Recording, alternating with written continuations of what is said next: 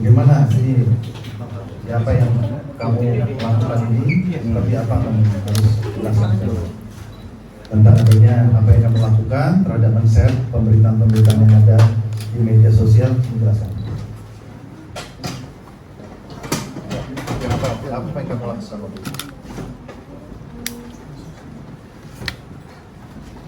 Pertama saya lakukan, saya pulang dari BLK, daftar TKW, saya mengundurkan diri selama di BLK 3 minggu karena ada berita corona. Saya mengundurkan diri di BLK, saya pulang dapat 2 hari, dapat isu dari sepupu atau tetangga yang di daerah Lubusari, Kecamatan Pegelaran, Kabupaten Pringsewu. Saya tanya kepada teman-teman yang di daerah Patongan, katanya sudah positif. Saya jawab, yaitu hoax. Cuman saya sangat ketakutan karena saya mau jadi TKW. Ya, saya posisi lagi, pikiran lagi stres karena ketakutan atas kehilapan saya salah di membuat kata-kata di status Facebook saya. Tapi ibu kan sadar kalau itu memang belum pasti kan bu, kabar dari yang ibu dapat dari kawan itu? Ya nggak tahu saya.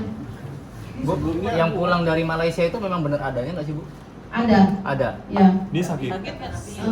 Tadi malam saya pulang dari sini, info dari orang tua sama keluarga, katanya ada di Mitra, katanya positif. Kata saya udahlah nggak usah. Nggak usah apa bu maksudnya? Nggak usah ikut-ikutan, ntar kayak saya gitu. Oke. Mbak bisa dapat informasi di Pringsewu itu kayak mana Mbak? Dari sepupu.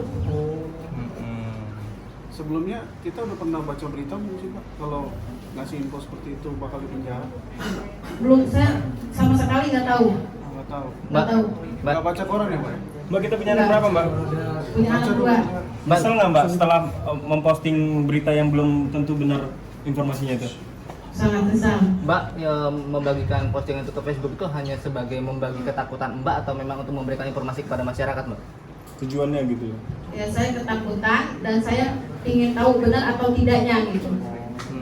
Mbak BLK-nya di mana Mbak? BLK-nya Mbak? BLK-nya di Natar, MRS.